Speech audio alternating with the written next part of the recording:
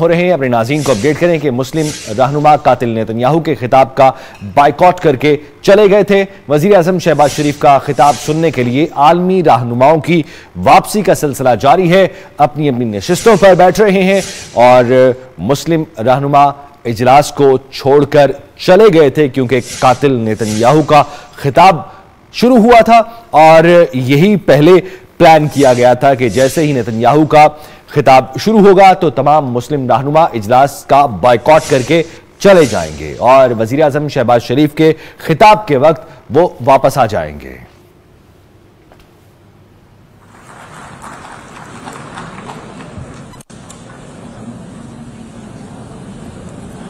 बिस्मिल्लाहिर्रहमानिर्रहीम। लैसल बिर्रा अन तवल्लु वजूहकुम क़िबलल मशरिक़ी वल मग़रिबी वलाकिन्नल बिर्रा मन आमना बिल्लाहि वल यौमिल आखिर वल मलाइकति वल किताबि वन नबिय्यीन व आतल माला अला हुब्बिही ज़विल क़ुर्बा वल यतामा वल मसाकीन वब्निस सबील वस्साइलीन फिर रकाब व अकामस सलाता व आतस ज़काता वल मुअफ़ूना बि आदिम इज़ा आहदू वस्साबिरीना फिल बअसाई वद्दर्राई व हीनल बास उलाइकल लज़ीना सदकू व उलाइकल। Those who believe in God are those who are on the side of good and not evil. Excellencies, ladies and gentlemen, Assalamu alaikum and a very good morning.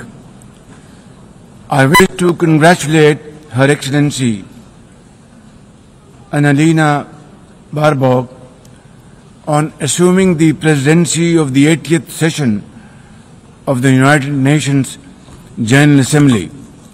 I also commend Secretary General Antonio Guterres for his bold leadership of the United Nations in testing times. Ladies and gentlemen, our world is more complex today than ever before. Conflicts are intensifying, international law is being brazenly violated, humanitarian crises are multiplying, terrorism remains a potent threat, disinformation and fake news undermine trust, climate change threatens our very survival and more so countries like Pakistan. Today, multilateralism is no more an option, it is need of the hour.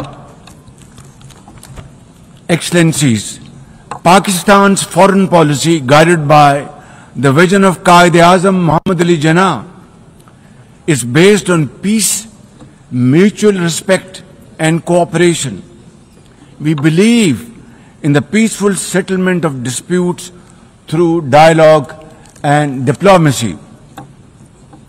Last year, from this very podium, I had warned that Pakistan would act most decisively against any external aggression. Those words of mine proved true. I hope it didn't. But then that is destiny. When in May this year, my country confronted unprovoked aggression from our eastern front, the enemy came shrouded in arrogance.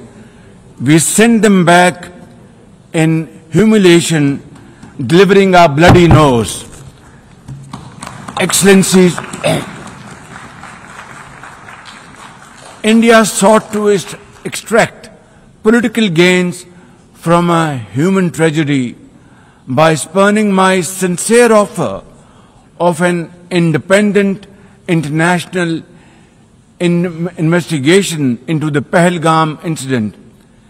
Instead, It attacked our cities and targeted our innocent civilians.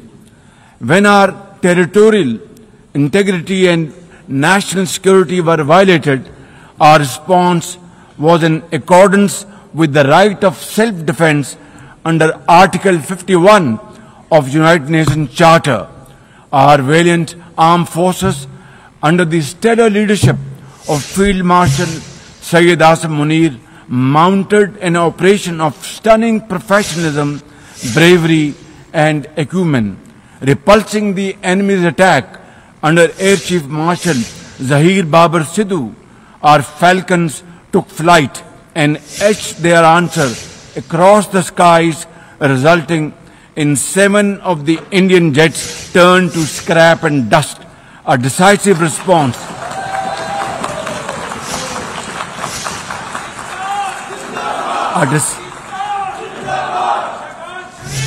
A decisive response to the aggressor that will echo through the annals of history.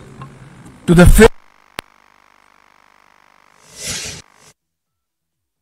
decisive response to the aggressor that will echo through the annals of history.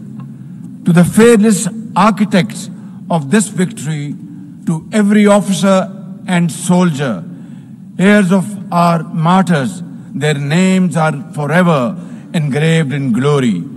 To the mothers of our martyrs, their courage guides our path forward, and their sacrifice shall never be in vain, inshallah, God willing. And to every Pakistani, you stood as one unbreakable wall, a bunyanum marsoos. Excellencies, though in a position of strength, Pakistan agreed to a ceasefire facilitated by President Donald Trump's bold and visionary leadership. We express our deep appreciation to him and his team for their active role in bringing about the ceasefire. President Trump's efforts for peace helped avert a more threatening war in South Asia. Had he not intervened timely and decisively, the consequences of a full-fledged war would have been catastrophic. Who would have lived to tell what happened? And therefore, in recognition of President Trump's wonderful and outstanding contribution to promote peace in our part of the world, Pakistan nominated him for Nobel Peace Prize. And I think this is the least we could do for his love for peace. And I think truly he's a man of peace. Ladies and gentlemen, we're also grateful to our friends and partners, including China, Turkey, Saudi Arabia, Qatar, Azerbaijan, Iran, UAE, and of course, UN Secretary General for extending their diplomatic support to Pakistan at this crucial time. Excellencies, we have won the war, and now we seek to win peace in our part of the world. And this is my most sincere and serious offer before this august assembly of the world nations. Pakistan stands ready for a composite, comprehensive and result-oriented dialogue with India on all outstanding issues. South Asia requires, ladies and gentlemen, proactive rather than provocative leadership. India's unilateral and illegal attempt to hold the Indus Water Treaty in abeyance defies the provisions of the treaty itself as well as the norms of international law. Pakistan has made it abundantly clear, and let there be no doubt once again in anybody's mind, as I said last year in this hall from this podium, we will definitely and ardently defend, inshallah, the inseparable right of our 240 million people on these waters. To us, any violation of this Indus Treaty represents an act of war. Ladies and gentlemen, through this august house, I wish to assure the Kashmiri people that I stand with them. The people of Pakistan stand with them. And one day soon, inshallah, India's tyranny in Kashmir will come to a grinding halt. Kashmir will gain its fundamental right to self-determination through an impartial plebiscite under the auspices of this very organization, United Nations. Excellencies, the plight of the Palestinian people is one of the most heart-wrenching tragedies of our times. This prolonged injustice is a stain on the global conscience and our collective moral failure. For nearly 80 years, the Palestinians have courageously endured Israel's brutal occupation of their homeland in the West Bank. Each passing day brings new brutality, illegal settlers who terrorize and kill with impunity, and nobody can challenge them and question them. And in Gaza, Israel's genocidal onslaught has unleashed unspeakable terror upon women and children in a manner we have not witnessed in annals of history. In blind pursuit of its nefarious goals, the Israeli leadership has unleashed a shameful campaign against the innocent Palestinians, which history will always remember as one of its darkest chapters. But speak we must, Madam President, we must speak and speak loud and clear. Our words are too little, too late for Hind Rajab, a child, nay, a little baby. We have all heard her trembling voice on that phone call, which little Hind made as she struggled to stay alive under Israeli onslaught and atrocities. Can you imagine that little girl, Hind Rajab, as if she was our daughter? Can you imagine not having the compassion to spare her life? My agony and the agony of the entire Muslim Ummah, indeed, I think, the agony of all the nations on the planet is that we failed Hind Rajab, and she will not forgive us in this world and the world hereafter. As they say, ladies and gentlemen, the smallest coffins are the heaviest to carry. I, for one, would know, for I too carried the tiny coffin of a 7-year-old Irtiza Abbas during the recent confrontation with India. He was only 6 years old. Therefore, we cannot and we must not fail these children of Gaza or any child anywhere in the world. We must find a path to a ceasefire now and just now. Pakistan firmly supports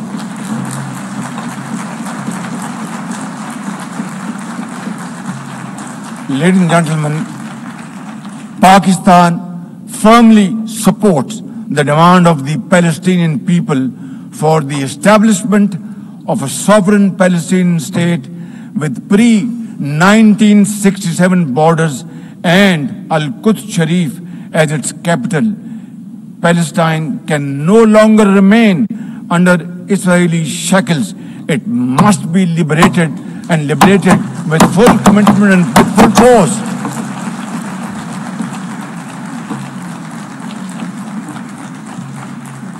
Excellencies, as far as Pakistan is concerned, we were among the first to recognize Palestinian statehood in 1988.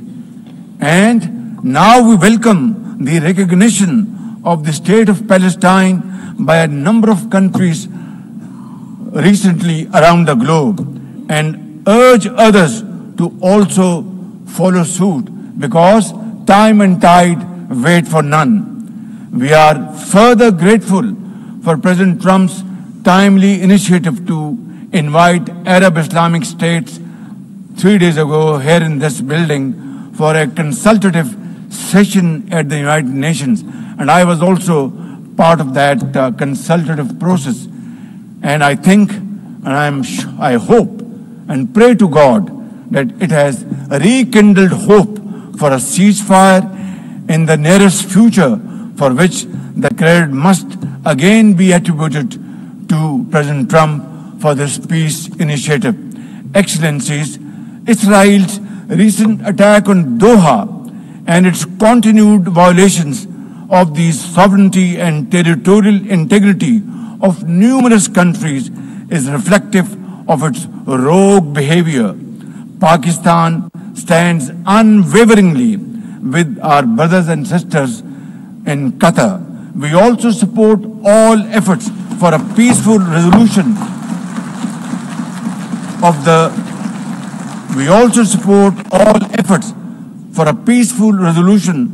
the Ukraine conflict in line with the UN Charter to end human sufferings and global turmoil caused by this protracted war.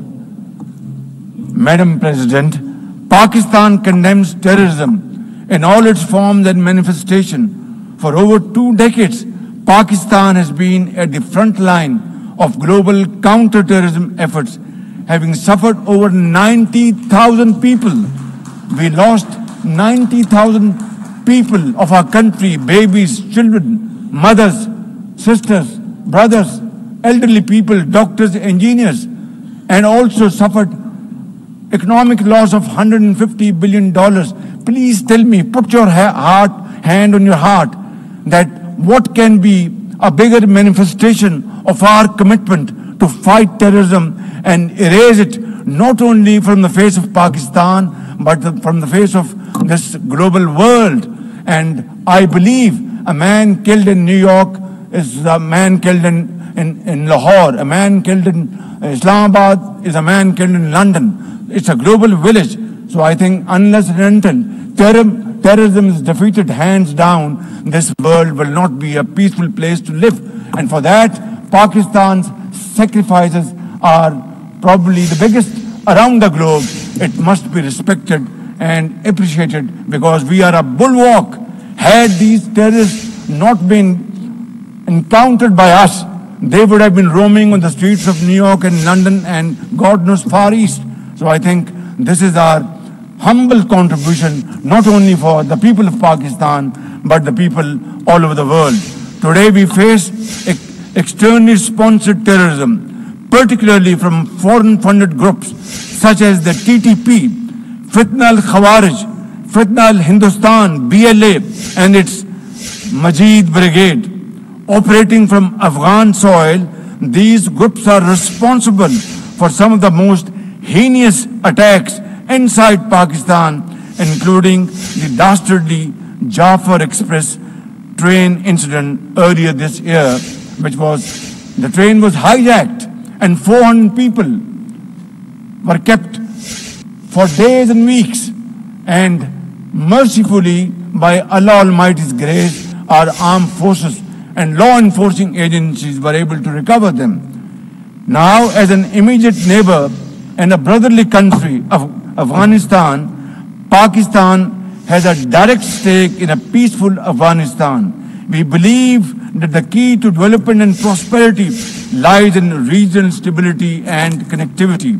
Pakistan continues to engage with all partners to extend humanitarian assistance, promote economic recovery, and encourage inclusive political framework in Afghanistan.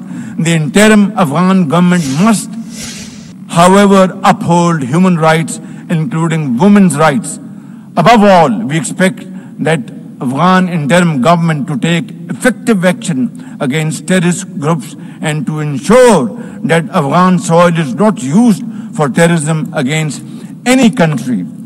Ladies and gentlemen, there must be no space for hate speech, discrimination or violence against any person or against any religion.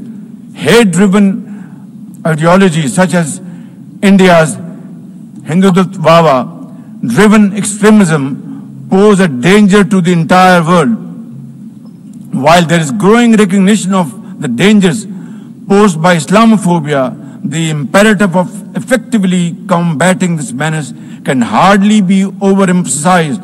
Pakistan welcomes the appointment of a UN Special Envoy to combat this scourge. Ladies and gentlemen, while we are confronted with the climate crisis, it demands the most urgent collective action. In 2022, Pakistan faced massive floods of humongous proportions that caused huge losses amounting to $34 billion and many valuable lives lost. This year again, we are dealing with another mega flood with thousands of villages washed away from the face of the earth, millions of people displaced, more than 1,000 killed, and billions of dollars of crop, livestock and property washed away, lost to flood waters. Our nation stands united in these testing times, and we are dealing with this natural calamity with remarkable resilience by the grace of God. I have declared a climate emergency to cope with this challenge. The catastrophic floods of 2022 and 2025 this year are glaring examples of loss and damage caused due to climate change. Pakistan, to the contrary, my honorable guests in this hall and through the cameras around the globe, Pakistan contributes less than 1% of global emissions annually, yet it continues to face the relentless brunt and muddy waves of climate change. And then we are told to borrow loans and add on to our debt, huge debt pillars we have over the period of time. This is not fairness. This is not equality. This is not justice. This is not fair play. How can you expect a country which is a developing country facing humongous flood challenges every year due to climate change and no fault of ours, and yet we are told to borrow more loans?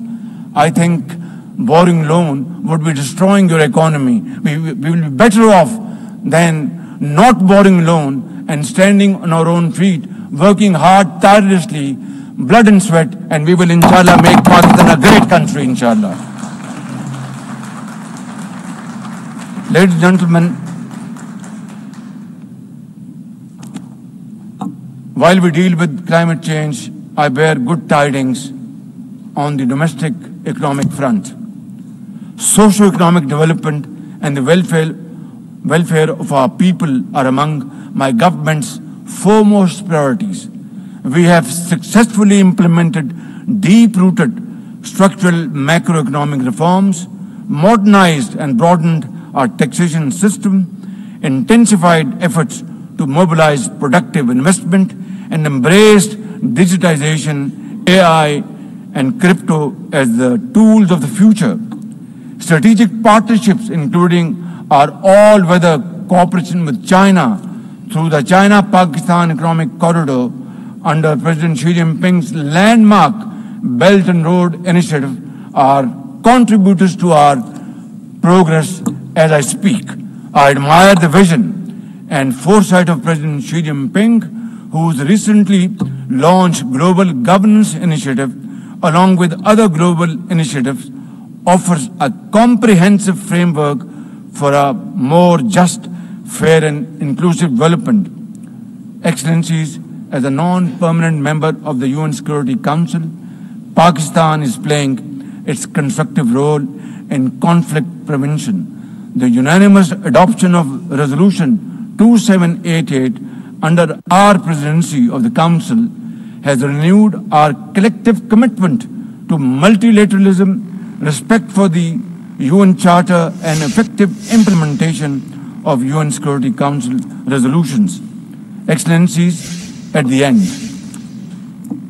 let me assure you that Pakistan will always stand for peace, justice and development, for a revitalized United Nations, and for cooperative and multilateralism that is fair and inclusive and delivers for all. Therefore, let this 80th anniversary not simply commemorate history, let us make history and chart a future for the next 80 years with these United Nations as enduring hope for global good. Let us truly strive to become better together. Thank you very much. United Nations, long live. God bless you.